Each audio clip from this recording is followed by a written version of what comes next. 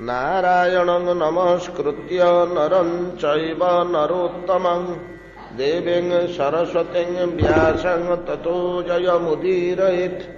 मूकं करोति वाचालं पङ्गुं लङ्घयते गिरिं यत्कृपातमहं वन्दे परमानन्दमाधवं। यत्कृपातमहं वन्दे परमानन्दमाधवं।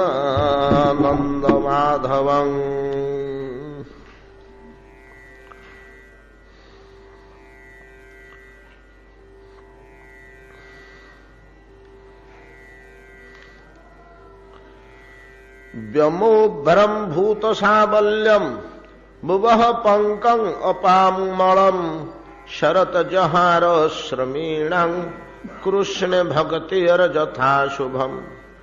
सर्वस्वं जलदाहित्वा विरेजुः शुभ्रवर्चसः यथा त्यक्ते क्षणा शान्ता मुनयो मुक्तकिलबिषः। गिरयोः मुमुचुस्तोयं क्वचिन्न मुमुचुः शिवं यथा ज्ञानामृतं काले ज्ञानिनो ददते नवा। नैवाविदन् क्षीयमाणं जलं गाधजले चराः यथा युरन्वहं क्षयं नरामूढ़ा कुटुम्बिनः।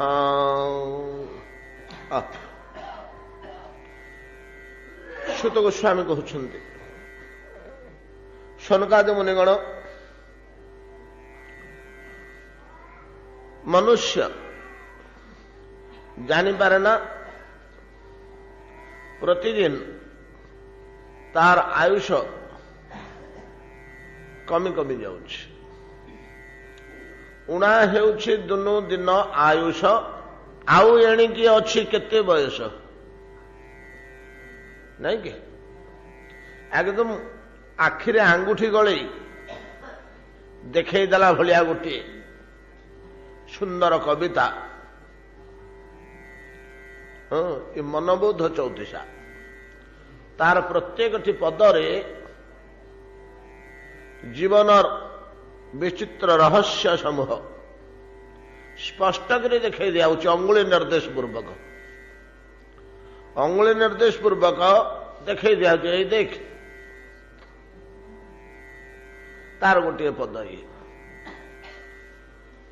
केवल ये उपदेशामृत मनुष्य को नीति शिक्षा दौना सकल शास्त्र स्पष्ट भाव में कहते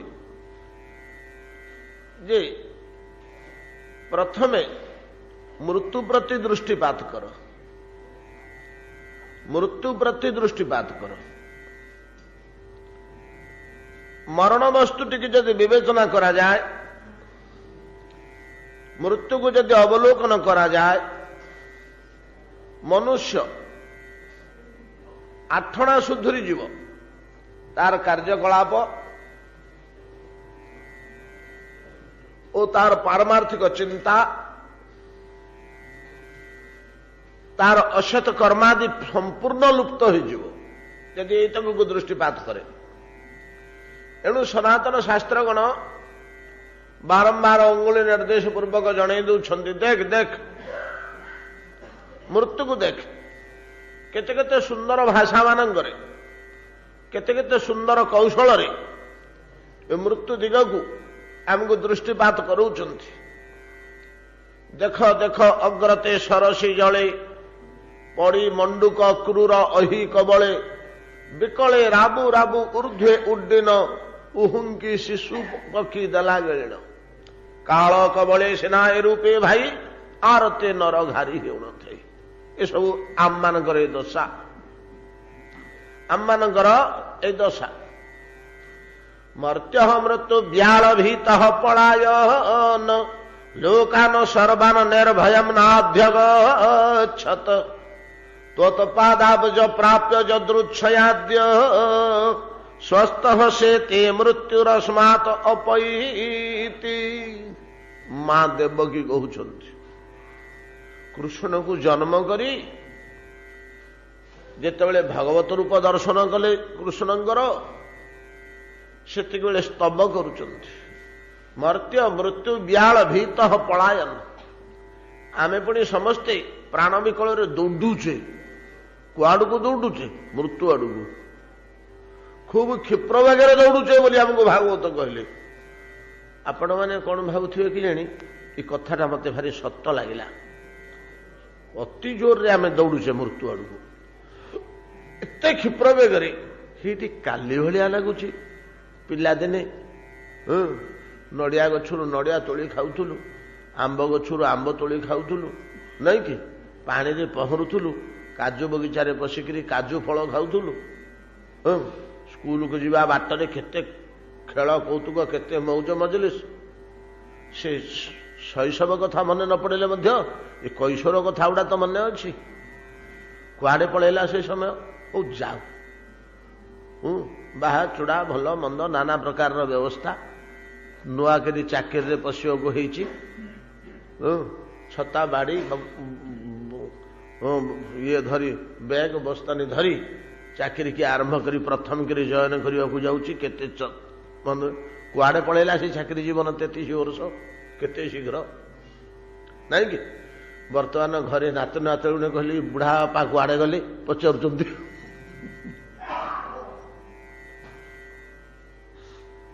केते शीघ्र काली भाया लगुच तो जीवनटा बीतीगला आउ एणिकी अच्छी केते बयस मर्त्य मृत्यु व्याल भीत पलायन हो लोकान सर्वान निर्भय नाध्य गच्छत जो लोक को पलैले दौड़ुथुरे पिले मृत्यु व्याल छाड़ोनी स्वर्ग लोक को पलि जा महल लोक को पलि जा जन लोक को पलि जा ब्रह्म लोक को पलि जा जो लोक को तुम्हें पलि गले ये दौड़ बंद होनी महासर्प गोड़े पछरे काल मृत्यु व्याल व्याल सर्प मृत्यु रूपक व्याल गोड़े पछरे आम पुणी तारी भୟରେ दौड़ुचे तारी भୟରେ दौड़ुचे बाल्य शैशव कैशोर जौवन को सब फुंगी देकर पछुकू दौड़ुचे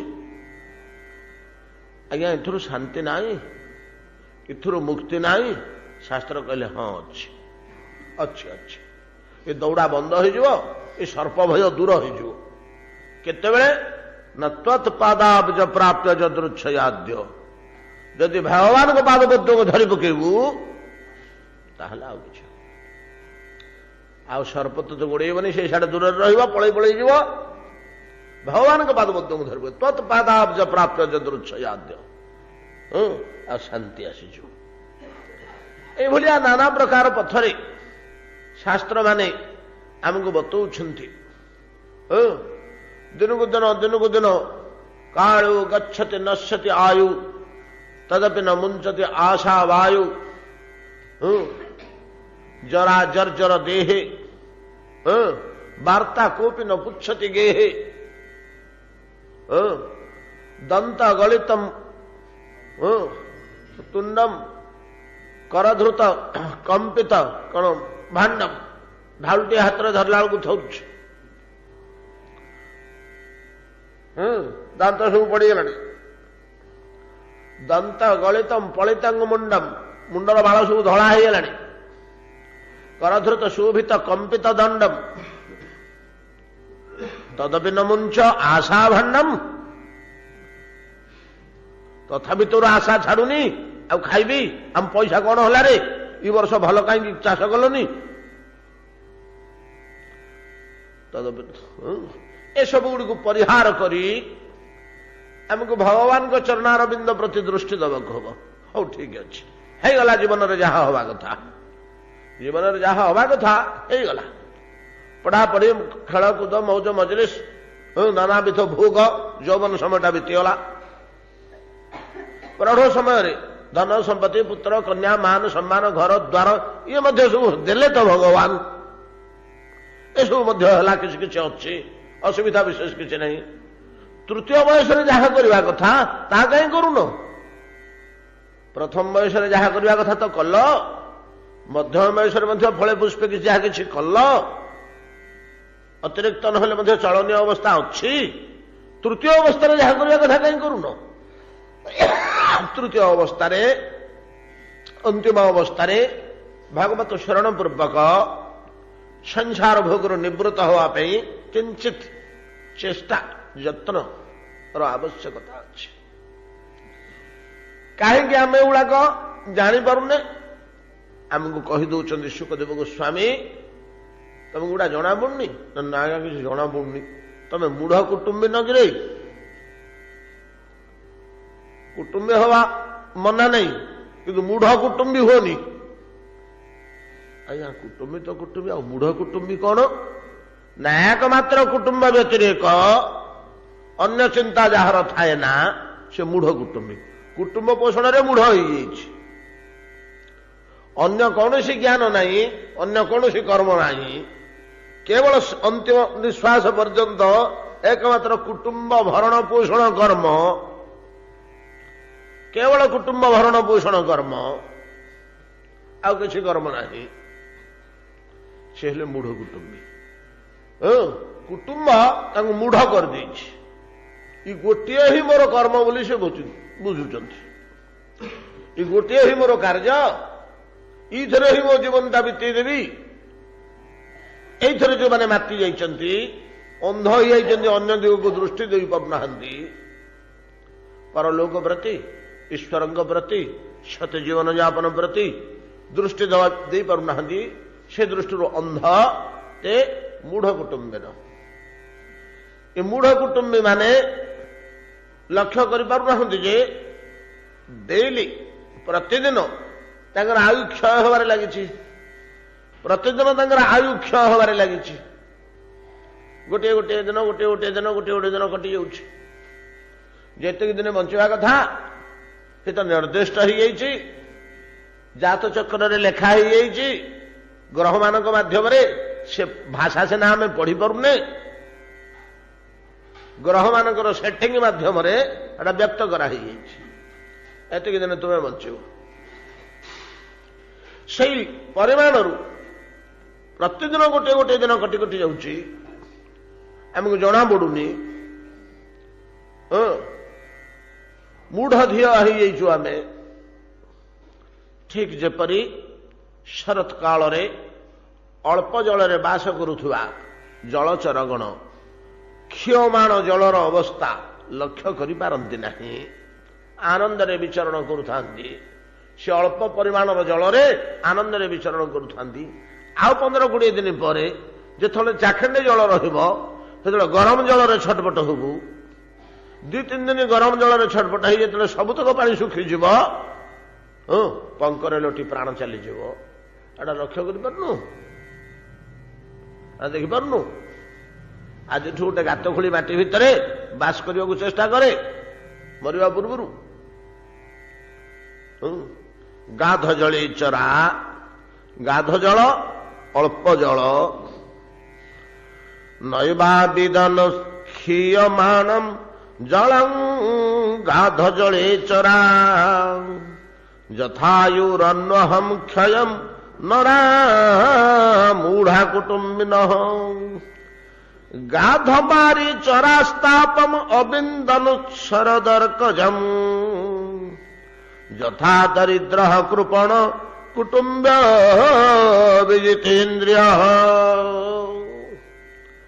ଗାଧ ବାରି ଚରାସ୍ତାପ ଅବିନ୍ଦନ ଶରଦର୍କଜମ୍, ଯଥା ଦରିଦ୍ର କୃପଣ କୁଟୁମ୍ବ ବିଜିତେନ୍ଦ୍ରିୟ।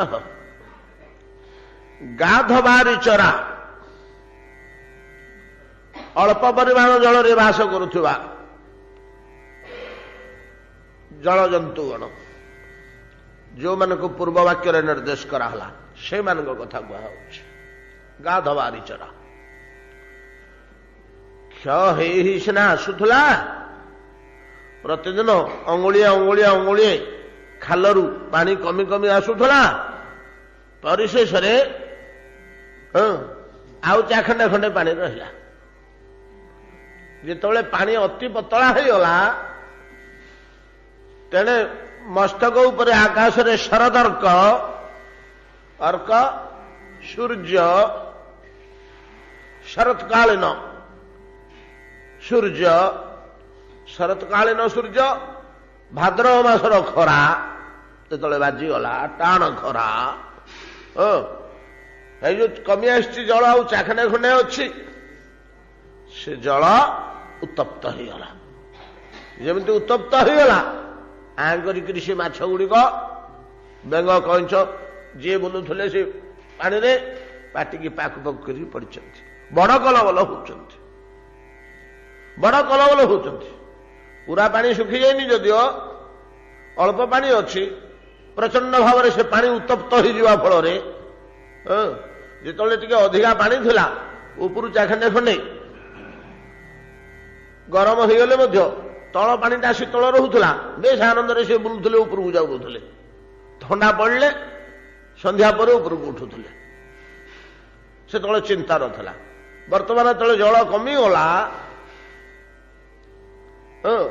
ସମୁଦାୟ ପାଣି ଉତ୍ତପ୍ତ ହେଇଗଲା କାଦୁଅ ପଙ୍କ ପର୍ଯ୍ୟନ୍ତ, ଆଉ କୁଆଡ଼େ ଯିବେ? ବାଡ଼େଇ ପିଟି ଛଟପଟ କଲବଲ, ଛଟପଟ କଲବଲ ବାଡ଼େଇ ପିଟି ହଉଛନ୍ତି, ଲାଞ୍ଜ ଫାଞ୍ଜ ପିଟୁଛନ୍ତି, ଗରମ ପାଣି ସମ୍ଭାଳି ପାରୁନାହାନ୍ତି। ଗାଧବାରି ଚରାସ୍ତାପ ଅବିନ୍ଦମ ଶରଦର୍କଜମ, ଶରତକାଳୀନ ସୂର୍ଯ୍ୟ ଦ୍ୱାରା ବିକିରିତ ପ୍ରଚଣ୍ଡ ତାପରେ ଜଳି ପଡ଼ି ଛଟପଟ ହେଲା ଭଳିଆ ମୂଢ଼ କୁଟୁମ୍ବୀ ଯେତେବେଳେ ତାର ମରଣ ନିକଟବର୍ତ୍ତୀ ହେଇ ଆସିଲା, ଆଉ 4-5 ବର୍ଷ ଅଛି ନାଇଁ କି, ଆଉ 4-5 ବର୍ଷ ଅଛି, 60-65 କି 70-72 ହେଇଗଲାଣି। ତାର ତ ପିଲାଦିନଠୁ ସେଇ ଗୋଟିଏ କାମ ଛଡା ଆଉ କିଛି ଜାଣିନି, କେବଳ କୁଟୁମ୍ବ ଭରଣ ପୋଷଣ, ଶ୍ରମଜନିତ ଅର୍ଥ ସଂଗ୍ରହ, ସନ୍ତାନ ମାନଙ୍କୁ ଖୁଆଇବା ପିଆଇବା, ସ୍ନେହ ପାଳନ କରି ରଖିବା, ଘର ଦ୍ୱାର ସଜାଡ଼ିବା, ଇତକ ହିଁ ସେ ଜାଣିଛି, ଆଉ କିଛି ଜାଣିନି। ବର୍ତ୍ତମାନ ହେଇଛି କଣ ନା,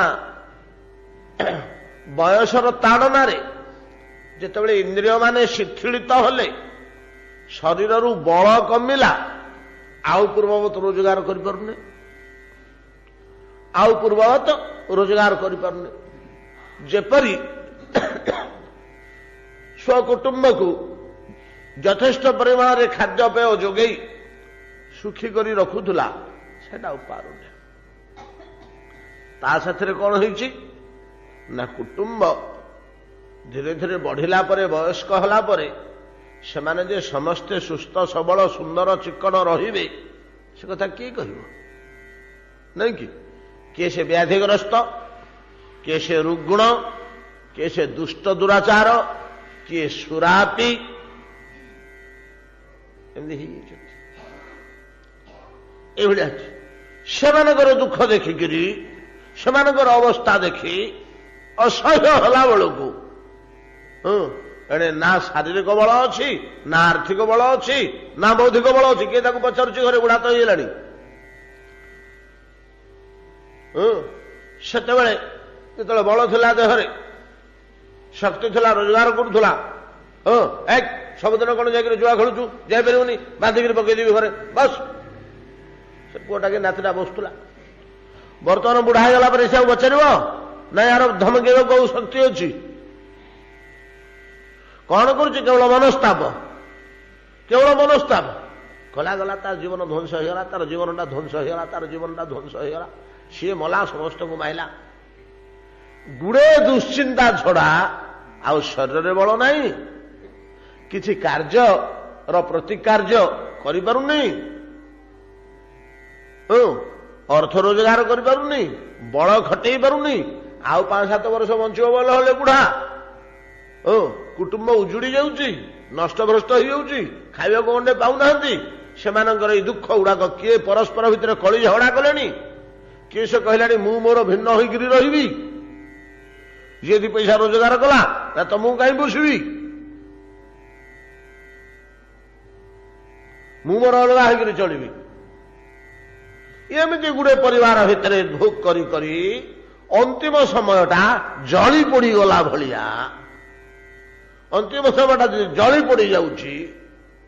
କିନ୍ତୁ कुटुंब भरण पोषण कार्य सह प्रथमरु जदि टिके से परमार्थ चिंतन करिथांता मझिरे मझिरे टिके देउळु को जाऊ थांता घरे टिके बसिकरी छालग्राम सेवा करू थांता गीता की भागवत अध्यायटे लेखे पढ़ू थांता से कुटुंब पोषण कार्य भितर समय बाहर करी सत्संग टिके करू थांता ये परिणत बयस रे तार विवेक जात होता दुखटे आसी पहुंचला बेलू तापटे आसी पहुंचला बेलू तार गोटे स्मरण आसंता मनरे हाँ संसार तो या ये दुख तो हम ये दुख तो हम जार कर्म फल तो सी भोग करेंगे मु कौन एड़े दे पारि मु कौन एड़े दे पारि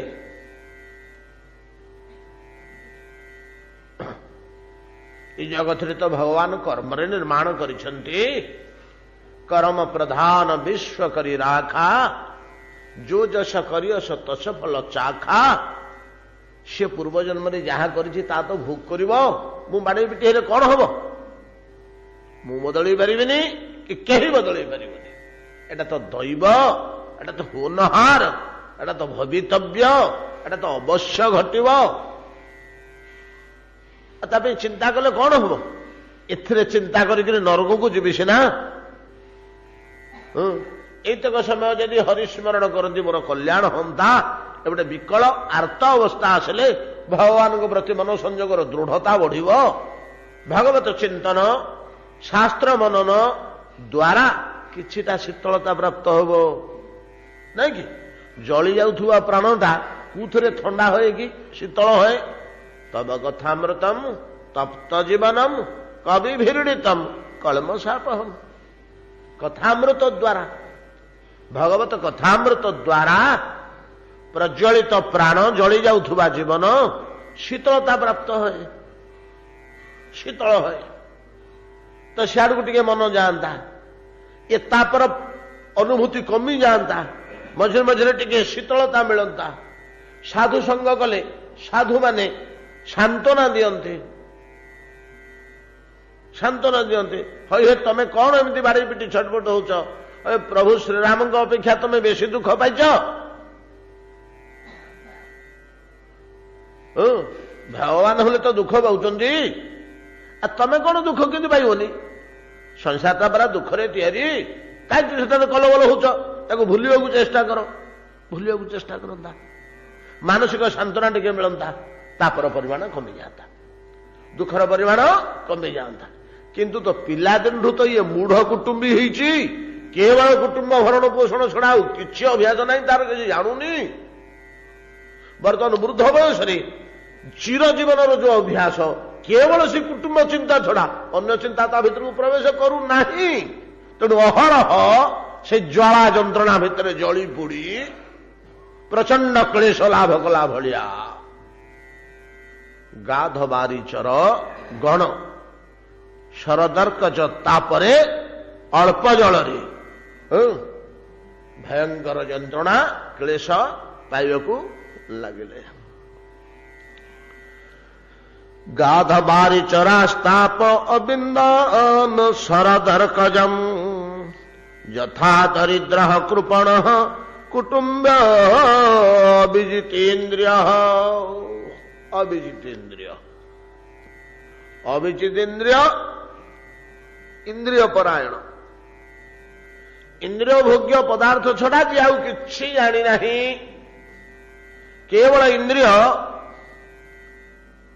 तर्पण करिवारे रहिछि जीवन टी केमिति बीतीगला ना केवल इंद्रिय तर्पण द्वारा पंचेन्द्रिय को तृप्त करने केवल से चेष्टा यत्न करिछि एवं आउ गोटे विशेषण देले तापे कौन से मूढ़ कुटुंबी की आउ कौन विशेषण देले तार दुईटा लक्षण कालक्रमे प्रकाश पाइब से इंद्रिय परतंत्र हो मूढ़ कुटुंबी इंद्रिय परतंत्र हो आउ कृपण हो कृपण हो कृपण हो कृपण कहले कौन साधारण अर्थ रे लोभी ଗ୍ରୀଡି ଲୋକକୁ ଆମେ କୃପଣ ବୋଲିକିରି ଅର୍ଥ କରୁ। କୃପଣ ଶବ୍ଦଟା ଆମେ ଏଇଥିରେ ବ୍ୟବହାର କରିଦେଇଛୁ। କୃପଣ ଶବ୍ଦଟା ଆମେ ଏଇଥିରେ ବ୍ୟବହାର କରିଦେଇଛୁ। କିନ୍ତୁ ପ୍ରକୃତରେ କୃପଣ ଶବ୍ଦର ଅର୍ଥ କଣ? କୃପଣ ଶବ୍ଦର ଅର୍ଥ କଣ? ଯେ ପଇସା ଖର୍ଚ୍ଚ କରେ ନା, ଲୋଭୀ ଚୋଠା। ଏଇ ଅର୍ଥରେ ସିନା ଆମେ କୃପଣ ଶବ୍ଦଟାକୁ ବ୍ୟବହାର କରୁଛୁ। କୃପଣ ଶବ୍ଦଟା ବୈଦାନ୍ତିକ ଶବ୍ଦ,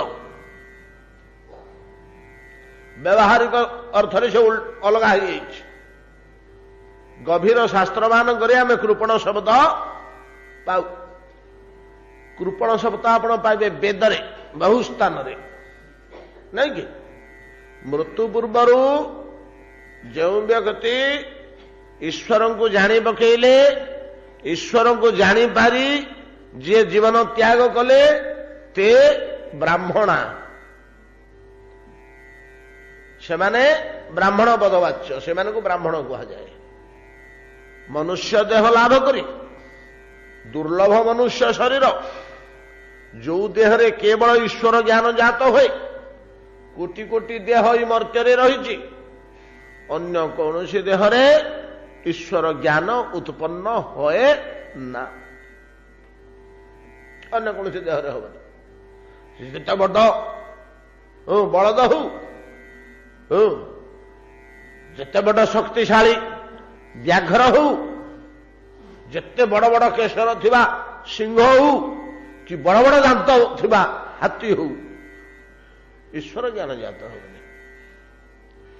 ଈଶ୍ୱର ଜ୍ଞାନ କୌଣସି ଦେହରେ ଜାତ ହବନି।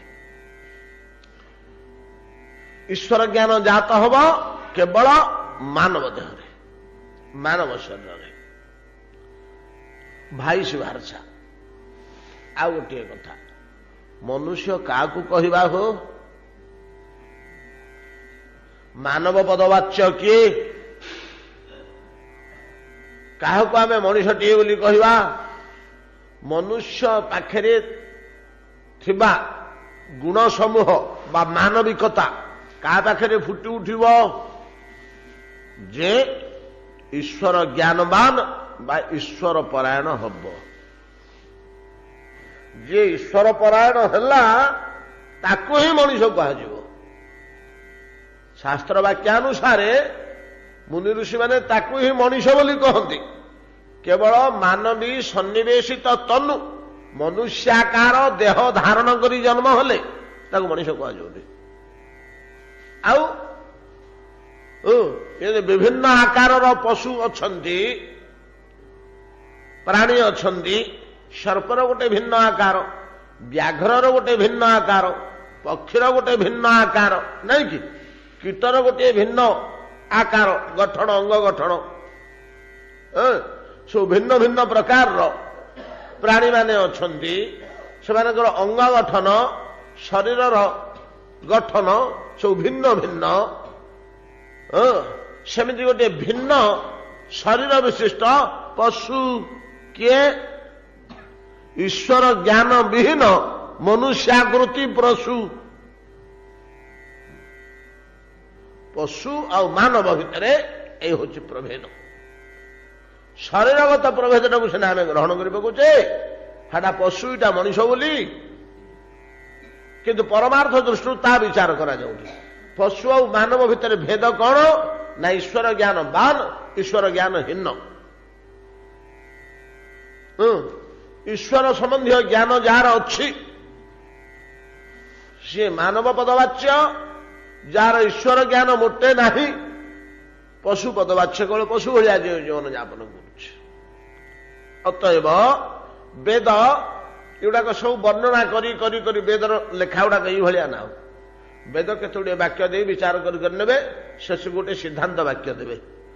ବେଦ ଯୋଉ ହିସାବରେ ନିଜର ବାକ୍ୟ ପ୍ରକାଶ କରନ୍ତି, ଆପଣଙ୍କ ରାମଚରିତମାନସଟା ଗୋସାଇଁ ତୁଳସୀଦାସଜୀ ସେଇ ରୀତିରେ ତିଆରି କରିଛନ୍ତି। ରାମଚରିତମାନସ ଭିତରେ କେତୋଟି ଏମିତିକା ବୈଶିଷ୍ଟ୍ୟ ଅଛି। ସବୁ ଶାସ୍ତ୍ରକୁ ଅନୁକରଣ କରି ବିଦ୍ୱାନ ତୁଳସୀଦାସଜୀ କରିଛନ୍ତି। ତ ଆପଣ ଗୋସ୍ୱାମୀ ତୁଳସୀଦାସଜୀଙ୍କର ଦେଖିବେ ସବୁ ଚଉପାଇ ଚାଲିଛି। ଚଉପାଇ ଚଉପାଇ ସବୁ ଚାଲିଛି ପଞ୍ଚଟି ଛନ୍ଦରେ। ଏ ଚଉପାଇ ଗୁଡ଼ିକ ସବୁ ବେଦର ଯୋଉ ବିଭିନ୍ନ ଛନ୍ଦ ଅଛି, ବୈଦିକ ଛନ୍ଦରେ ରଚନା ଯେ ବୈଦିକ ଛନ୍ଦରେ ବୈଦିକ ଛନ୍ଦରେ ନାନା ପ୍ରକାରର ଛନ୍ଦ ନାହିଁ କି, କିନ୍ତୁ ପଞ୍ଚଟି ବୋଲି ଗୋଟେ ଛନ୍ଦ ଅଛି। ମନ୍ଦାକ୍ରାନ୍ତା, ଶାର୍ଦୂଳ ବିକ୍ରୀଡ଼ିତ। 5-7 ବର୍ଷ ତଳେ ଆମ ଛନ୍ଦ ଉପରେ ଆଲୋଚନା ହେଇଥିଲା, ମନେ ଅଛି କି? ମନେ ନଥିବ। ସବୁ ପ୍ରାୟ 10-15ଟା ଛନ୍ଦ, ଛନ୍ଦର ତାତ୍ପର୍ଯ୍ୟ, ତାର ଉଦାହରଣ ଦିଆ ହେଇକରି ସବୁ ବେଦରେ ସବୁ ଯୋଉ କହୁନାହାନ୍ତି ଛନ୍ଦାଂଶୀ ପର୍ଣ୍ଣାନି। ଗାୟତ୍ରୀ ଗୋଟିଏ ଛନ୍ଦ, ଛନ୍ଦ ଗାୟତ୍ରୀ ହେଉଛି ତ୍ରିପଦା। ଅନୁଷ୍ଠୁପ ଛନ୍ଦ, ଅନୁଷ୍ଠୁପ ହେଉଛି ଚତୁର୍ପଦା, 4 ପଦ। ଧର୍ମକ୍ଷେତ୍ରେ କୁରୁକ୍ଷେତ୍ରେ 1, ସମବେତା ଯୁଯୁତ୍ସବ 2, ମାମକା ପାଣ୍ଡବାଶ୍ଚୈବ କିମ କୁର୍ବତ ସଞ୍ଜୟ 2 ଧାଡ଼ିରେ ସିନା ଲେଖା ହେଉଛି, 4 ପାଦ। ହେଲା ଅନୁଷ୍ଠୁପ ଛନ୍ଦ। ଇଏ ହେଉଛି ଅନୁଷ୍ଠୁପ ଛନ୍ଦ। ଶାର୍ଦୂଳ ବିକ୍ରୀଡ଼ିତ ଛନ୍ଦ, ଶାର୍ଦୂଳ ଖେଳୁଛି, ସେ ଛନ୍ଦଟା ଏଇଭଳିଆ। ତସ୍ୟାରବିନ୍ଦ ନୟନସ୍ୟ ପାଦାରବିନ୍ଦ କିଞ୍ଜଳକ ମିଶ୍ର ତୁଳସୀ ମକରନ୍ଦ ବାୟୁ ଅନ୍ତର୍ଗତ ସ୍ୱବିବରେଣ ଚକାର ତେଷାଂ ସଂଖ୍ୟୋଭ ଅକ୍ଷର ଜୁଷାଂ ଅପି ଚିତ୍ତତନ୍ୱ। ଶାର୍ଦୂଳ ବିକ୍ରୀଡ଼ିତ ଛନ୍ଦ। ଏ ଯୋଉ ବିଭିନ୍ନ ପ୍ରକାର ଛନ୍ଦ ଅଛି, ତା ଭିତରେ ପଞ୍ଚଟି ବୋଲି ଗୋଟିଏ ଛନ୍ଦ ଅଛି। ମୋହ ମୁଦ୍ଗରଟି ପଞ୍ଚଟି ଛନ୍ଦରେ ରଚିତ। କାହାଙ୍କର? ଶଙ୍କରାଚାର୍ଯ୍ୟଙ୍କର ପଞ୍ଚଟି ଛନ୍ଦରେ ରଚିତ। ନଳିନୀ ଦଳଗତ ଜଳମତି ତରଳଂ ତଦବତ ଜୀବନ ଅତିଶୟ ଚପଳଂ କ୍ଷଣମିହ ସଜ୍ଜନ ସଙ୍ଗତିରେ ଭବତି ଭବାନବ ତରଣେ ନୌକା ମୂଢ଼ ଜହି ଧନାଗମ ତୃଷ୍ଣା। ପ୍ରଥମ ବାକ୍ୟ ନା ମୋହ ମୁଦ୍ଗର ନା ପଞ୍ଚଟି ଛନ୍ଦରେ ରଚିତ। ଏହି ଛନ୍ଦରେ ଲେଖିଛନ୍ତି। ବୈଦିକ ନିୟମ ମାନଙ୍କରେ ସବୁ ସେ ଲେଖିଛନ୍ତି। ଆପଣଙ୍କ ରାମଚରିତ ମାନସ ଏ ପଞ୍ଚଟି ଛନ୍ଦରେ ଲେଖା ନା, ଆଉ ସଂସ୍କୃତ ନୁହଁ, ପ୍ରାକୃତ ଭାଷା ହିନ୍ଦୀ ଭାଷା, କିନ୍ତୁ ଛନ୍ଦଟାକୁ ଗ୍ରହଣ କରିଛନ୍ତି। ଆଉ ବିଦ୍ୱାନ ଲୋକ ଥିଲେ ତ, ପଣ୍ଡିତ ଲୋକ ଥିଲେ, ଏଇଭଳିଆ ସୁନ୍ଦର ଗାଉଁଲି ଶବ୍ଦ ଦେଲେ ମଧ୍ୟ, ଅସଂସ୍କୃତ ହେଲେ ମଧ୍ୟ ଶବ୍ଦ ସଂଯୋଗ ଏମିତି କରିଛନ୍ତି ଯେ ଆପଣଙ୍କର ପଞ୍ଚଟି ଛନ୍ଦଟା ନିର୍ବାହ ହଉଛି। ପଞ୍ଚଟି ଛନ୍ଦଟା ନିର୍ବାହ ହଉଛି। ବିନୁ ସତସଙ୍ଗ ବିବେକ ନ ହୋଇ ରାମ କୃପା ବିନୁ ସୁଲଭ ନ ସୋଇ। ନାଇଁ କି? ଏ ପ୍ରକାର ଭାବରେ ବୈଦିକ କଣ ବୈଦିକ ନିୟମ ଆଉ ଗୋଟିଏ ଦେଇଛନ୍ତି ନା, ବେଦରେ କୌଣସି ବିଷୟ ଆଲୋଚନା କରିବାକୁ ହେଲେ ବାକ୍ୟ ମାନଙ୍କରେ ତାକୁ ବିଚାର କରି କରି ବିଚାର କରି କରି ବିଚାର କରି କରି ବିଚାର ବାକ୍ୟରେ ପଳେଇଲା 10ଟା 15ଟା 20ଟା 30ଟା ଯୋଉଠି ଯେତିକି ଦରକାର ବିଚାର ବାକ୍ୟ ଶେଷରେ ଗୋଟିଏ ସିଦ୍ଧାନ୍ତଟିଏ ଦେବେ, ଗୋଟିଏ ସିଦ୍ଧାନ୍ତ ଦେବେ। ଗୋସାଇଁଜୀ କଣ କରିଛନ୍ତି ନା, ଚଉପାଇ ଉଡ଼ି ଏଇ ପଞ୍ଚଟି ଛନ୍ଦରେ ନେବେ ନେବେ ନେବେ ନେବେ, ଆଉ ଗୋଟିଏ ଛନ୍ଦରେ ଶେଷରେ ଦୋହାଟିଏ ଦେବେ। 10-15ଟା 10-12ଟା ପଞ୍ଚଟି ଛନ୍ଦରେ ଲେଖି ନେଲା ପରେ ତାପରେ ଦେବେ ଗୋଟିଏ ଦୋହା। ସେ ଦୋହାଟି ହଉଛି ପୂର୍ବୋକ୍ତ ଚଉପାଇ ମାନଙ୍କର ସାରକୁ ଧରି ରଖିଥିବା ବାକ୍ୟ। ଦୋହାଟା ମଧ୍ୟ ଗୋଟେ ଛନ୍ଦରେ ରଚିତ, ବୈଦିକ ଛନ୍ଦରେ ରଚିତ। ଯାହା ହଉ ବେଦ ତ ଏଇଭଳିଆ ଲେଖା। ତେଣୁ ସେ ବିଚାର କରି କରି କରି ଆଣିଲେ, ବିଚାର କରି କରି ଆଣି ଅନ୍ତିମରେ ଫାଇନାଲ ଦେଲେ କଣ, ଏ ବାକ୍ୟଟା ମୋର ଘୋଷା ନାହିଁ, ପୁରା अंतिम वाक्यटे देले मृत्यु पूर्वर जे ईश्वर को जानी पकईले ते ब्राह्मणा ईश्वर को जानी न पारि जे मरीगले ते कृपणा कृपण क्या कहते एथुर आपण बुझंतु कृपण क्या कहते श्रीमद भगवत गीता कहले कृपणा फल हेतव ये जागतिक कर्म और फल जी खोजु था भोगु था करू था से कृपण ये दीटा जिनस नहीं कि गीता वेद कृपण शब्द मिशीगला ये जहाँ तात्पर्य कृपण शब्दर से तात्पर्य कृपण शब्दर आउ गोटे सुंदर प्रमाण आपण मैंने बुझीपारे जिते बड़े अर्जुन श्रीमद भगवत गीतार कथा जिते बड़े अर्जुन कृष्ण को कहले हे कृष्ण सेनयोर उभयोर मध्य रथं स्थापयेम अच्युत उभय पट व्यूहरे तो छिड़ा होती सेनयोर उभयोर मध्य रथं स्थापयम अच्युत अच्युत मो रथटा को टिके नहीं जाओ आगु को सारथी तो से सारथी की आदेश देला भलिया ये अवश्य आदेश दूना सारथी हेले मध्य तो निवेदन करुछन्ति रथं स्थापय उभय सैन्य बाहिनी मध्य तो व्यूह भितर बाहर कर जीवा तो उचित नुह व्यूह भितर जे जो स्थित व्यूहटा गढ़ा है ना गोटे बाहरी गले भर तो छिद्र हो गला से शत्रु से बाट दे बसज कृष्ण पचारे कहीं सीटी कौन बेर तुम तो रहा तुम जो जगह रहा कथा नाकुटा नाक जगार अच्छी नाकुटा को उठे आनी गाल इट लगेगा सुधर तो शिव मुह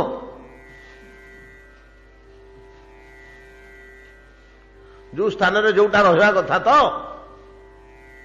सीटी कहीं जीव ना जावदे ता निरीक्षे हम योद्धुन कामान अवस्थितान कर्मया सह योद्धव्यम अस्मिन् रण समुद्रे मुझे देखी कौनटा देख मो साथ लड़ाई कला भाया किए किए अच्छा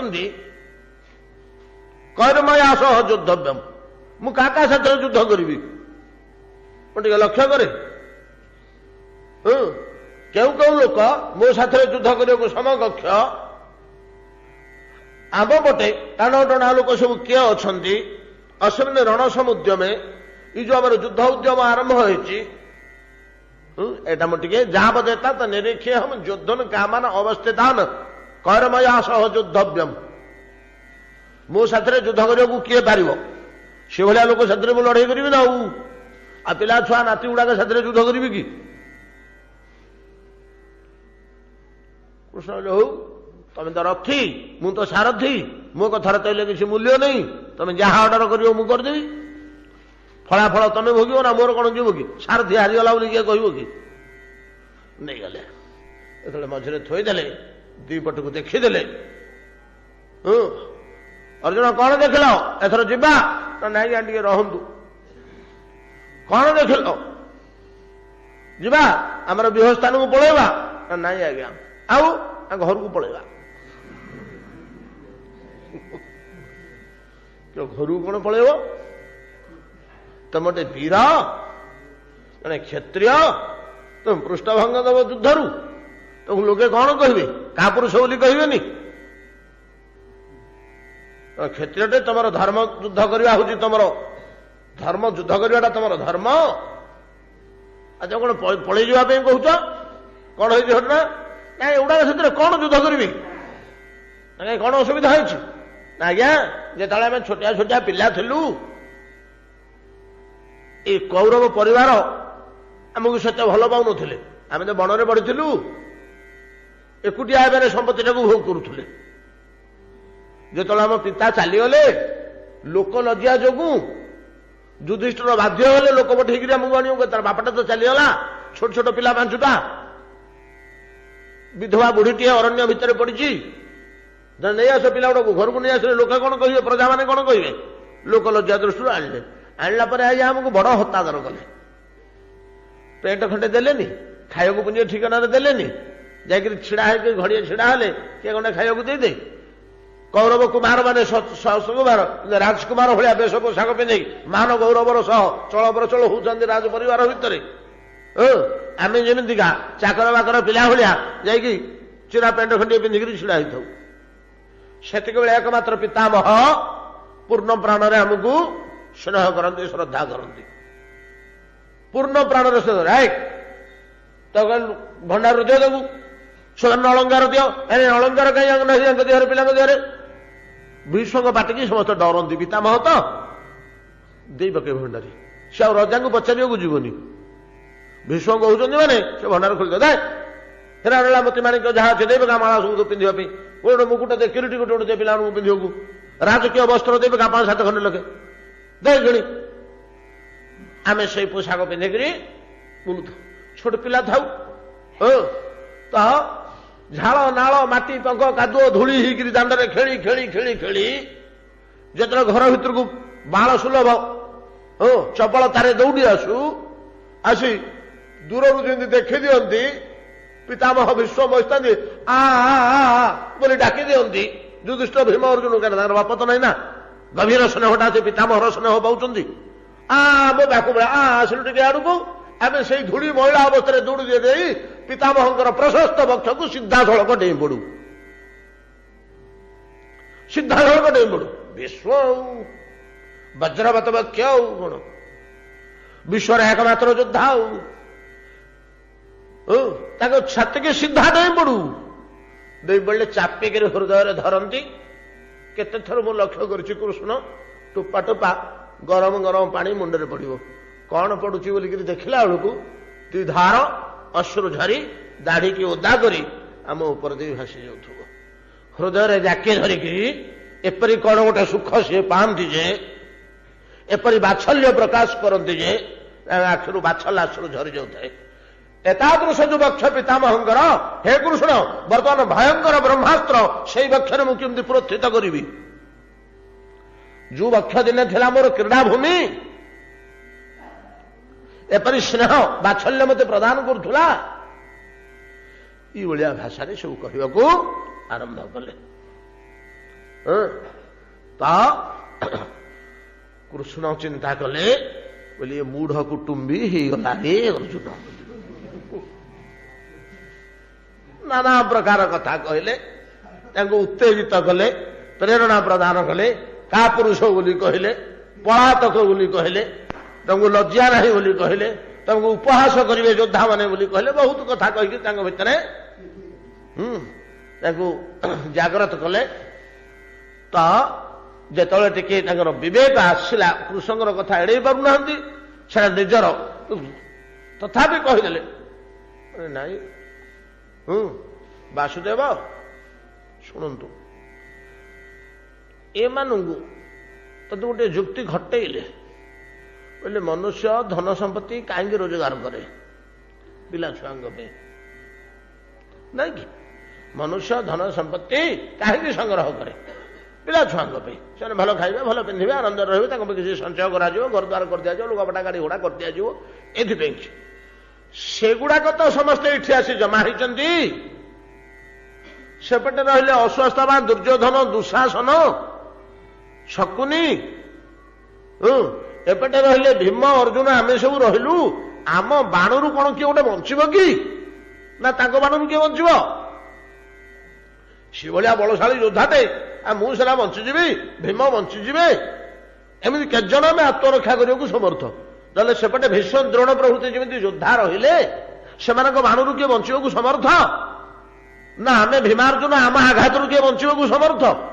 କାଁ ଭାଁ 4-6ଟା ଲୋକ ଆତ୍ମରକ୍ଷା କରିପାରନ୍ତି, ବାକି ସବୁତକ ତ ମରିକିରି ଗୁଣ୍ଡ ହେଇଯିବେ। ଆମେ ଯୋଉ ଧନ ସମ୍ପତ୍ତି, ରାଜ୍ୟ, ଭୋଗ ସଂଗ୍ରହ କରିବୁ, ଏଟା ଭୋଗ କରିବ କିଏ? ଗୋଟେ ବଳିଷ୍ଠ ଯୁକ୍ତି ଦେଲେ। ଏମିତି ଯୁକ୍ତି ଆଜ୍ଞା ଶାସ୍ତ୍ର ଭିତରେ ଆପଣମାନେ କୋଉଠି ଆଉ ପାଇବେନି। ଭଗବାନ କିନ୍ତୁ ଗୁଡୁବ କହି ଏମିତିକା ଉତ୍ତର କିଛି ଦେଇପାରିବେନି। ୟାର ଉତ୍ତର ମଧ୍ୟ କିଛି ଦେଇନାହାନ୍ତି। ଆଉ ଟିକେ କଡ଼ା କରି ମଧ୍ୟ ଅର୍ଜୁନ କହିଛନ୍ତି, ରକ୍ତ ଲିପ୍ତ ଧନ କେବେ ହେଲେ କଲ୍ୟାଣକାରୀ ହବନି, କେବେ ହେଲେ କଲ୍ୟାଣକାରୀ ହବନି। ସେଇଠୁ ଭଗବାନ କଥାକୁ ଅଲଗା ମୋଡରେ ନେଇଯାଇଛନ୍ତି ନା। ଆଉ ତମେ ପଣ୍ଡିତ ଭଳିଆ କଥା କହୁଛ, ସତେ ଯେମିତି ପଣ୍ଡିତ ହେଇଗଲେଣି। ଯିଏ ପଣ୍ଡିତ ସେ କାହିଁକି ପଣ୍ଡିତ ଭଳିଆ କଥା କହିବ? ଏମିତି ଗୁଡେ କହିଛନ୍ତି। ଆଉ ଯଦି ଦାବି କରୁ ଯେ ନାଇଁ ମୁଁ ପଣ୍ଡିତ ଭଳିଆ କଥା କେବଳ କହୁନି, ମୁଁ ପଣ୍ଡିତ ମଧ୍ୟ, ଗତା ଶୁଣ ଗତା ଶୋଷ ନାମ ଶୋଷନ୍ତି ପଣ୍ଡିତା, ପଣ୍ଡିତ ଲକ୍ଷଣ କାହିଁ ତମ ପାଖରେ, ଏମିତି ଗୁଡେ ବତେଇକିରି ଆଉ ମୁଡ଼ିକିରି ନେଲେ। ସେତିକି ବେଳେ ଯେତେବେଳେ ରାସ୍ତା ପାଇଲେନି ଅର୍ଜୁନ, କୃଷ୍ଣଙ୍କର ଯୁକ୍ତି ତ ନୁହଁ, ବାକକୂଟ। ଗୀତାଟା ବାକକୂଟ ନା, ବଡ ବାକକୂଟ, ବନସ୍ତାତ୍ତ୍ୱିକ ବାକକୂଟ।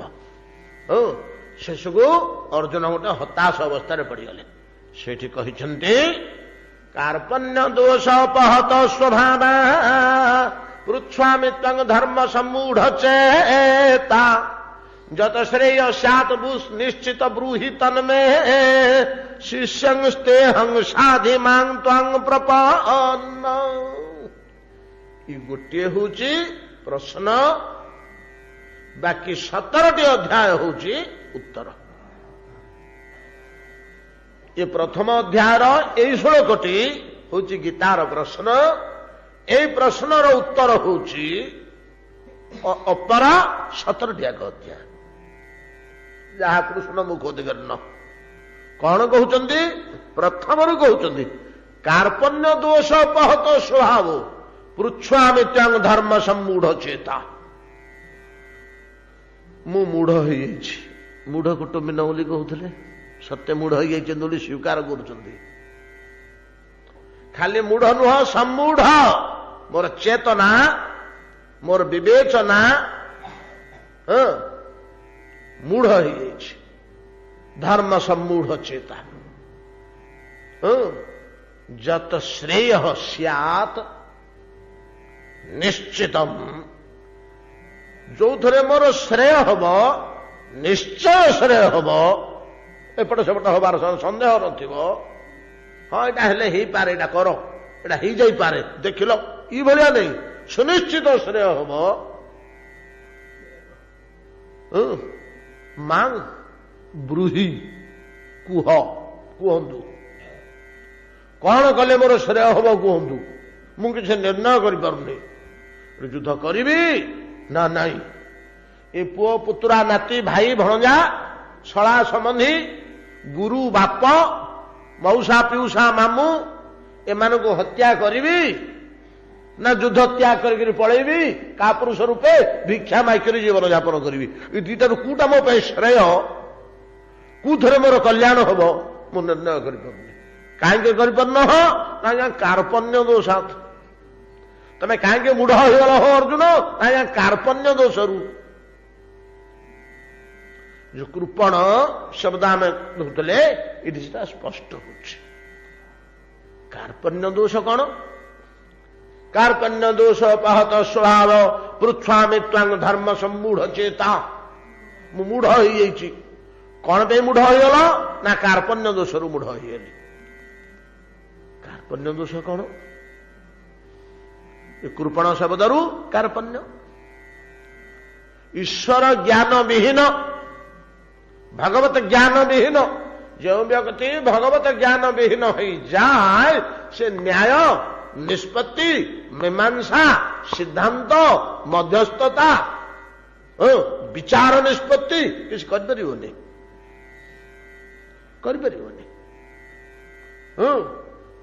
ତାର ବୁଦ୍ଧି କାର୍ପଣ୍ୟ ଦୋଷରୁ, କୃପଣତା ଯୋଗୁଁ ଯୋଉ ଦୋଷ ଗୁଡାକ ଜାତ ହୁଏ, କାର୍ପଣ୍ୟ ଦୋଷରେ ଆକ୍ରାନ୍ତ ହେଇଯିବ।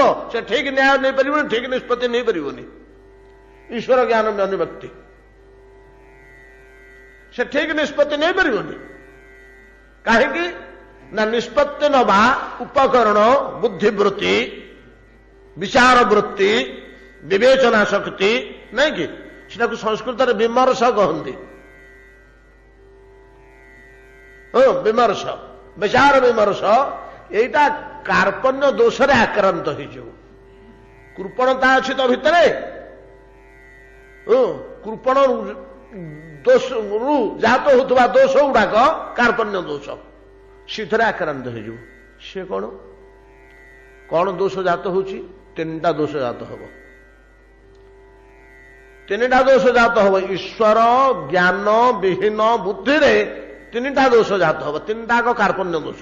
कृपण तो ईश्वर को न जाना ईश्वर को न जाने 3टा दोष जात हम मिनिमम 3टा दोष जात हम कौन से कार्पण्य दोष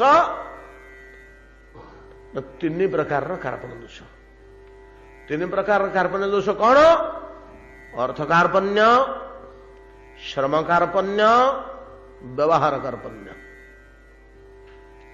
अर्थ कार्पण्य कुंठित हम जोठी जी विनियोग करने कथा अर्थ ताकू करनी से संकोच कर गोटे तरकारी रे किले लुण दबा कथा कृपणता जो टिके संकोच कर 900 दब आ 100 दबनी अलणा होकर अस्वाद हो समुदाय किले लुण जो पड़ा कथा 900 देले अलणा पानी छिया लगे एतिक टिके से कार्पण्य गला सबटा नष्ट हो अर्थ कार्पण्य श्रम कार्पण्य काम करने को इच्छा हेनी आलस्य परायण हो पछेक हाँ कर तो समस्त करतु पछरे टे खाली जाऊथि तो श्रम कार्पण्य अर्थ कार्पण्य श्रम कार्पण्य आ गोटे कौन ना व्यवहार कार्पण्य हठात किए जन लोक आसी पहुंचले आज्ञा आमको रास्ता गाँव टे एमती घटना कौन केमी आज्ञा कौन जानते कह मत कहीं सुड़ा पचार जा व्यवहार कार्पण्य मधुर मिठा स्नेहशील आकर्षणीय व्यवहार करें 3टा दोष जाता हो ये 3टा दोष अर्जुन को आक्रमण कर अर्जुन विषाद जोगरे आप लक्ष्य करेंगे देखिए 3टा दोष आक्रमण कर 3टा दोष केमती आक्रमण कर श्रम कार्पण्य बेपथुश्च शरीर में रोमहर्ष सजायते गांडीव संसरते हस्तात् त्वक्चैव परिदह्यते भ्रमतीव चमे मन न च शक्नो अवस्था तुम आज्ञा करने को मोटे समर्थ नुह श्रम कार्पण्य अर्थ कार्पण्य वर्तमान तो राज्य भोग धन संपत्ति ये प्रलोभन में अस्त्र धरिक ढड़ा होती नहीं कि एथि ढड़ा होती युद्ध कौन भी कर अर्थ कार्पण्य श्रम कार्पण्य आ व्यवहार कार्पण्य भ्रम तीब चमे मन मोर तो मुंड ठीक रहुनी आ कहि कौन क्या व्यवहार कार्पण्य कृष्णंकर आदेश को मध्य प्रतिवाक्य कर जाऊ समय नहीं या विस्तृत भाव में आलोचना करने आमर इड़ को पलि आसला कथा कृपण शब्द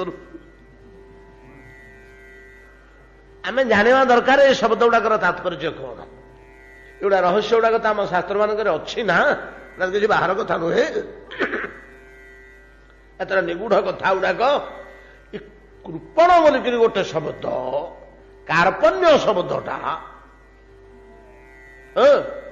एटा मनुष्य पे कि बड़ क्षतिकारक कार्पण्य मूल अर्थ आपण भावतु ईश्वर ज्ञान विहीन भगवान को संबंध को तार रुचि नहीं श्रद्धा नहीं जानी शुणी भल लगुनि यही स्वभावटा जार थाए ताकू कृपण बोली कहुए वेद जहाँ देले जे ईश्वर को जानी न पारि जे मरीगला संसार रू पलैला जानी पारानी भगवान को ते कृपण ईश्वर को जानीपारी जो मैंने जीवन त्याग कले ते ब्राह्मणा ईश्वर को जानी न पारि जे प्राण त्याग करदे ते कृपण ये जो वेदर निष्पत्ति यही कथा कहते सूत गोस्वामी गाधबारी चरास्ताप अबिंदन शरदर्कजम यथा दरिद्र कृपण कुटुंब अभिजितेन्द्रिय जे अभिजितेन्द्रिय से अल्प दिन में दरिद्र हो अर्थ रोजगार करें तेणु दरिद्र हो दिन को दिन एवं कृपण ईश्वर ज्ञान विहीन मूढ़ ईश्वर ज्ञान विहीन इंद्रिय तंत्र इंद्रिय परतंत्र इंद्रिय परायण व्यक्ति दरिद्रता प्राप्त ही ଯେପରି ଦୁଃଖ ଭୋଗ କରେ,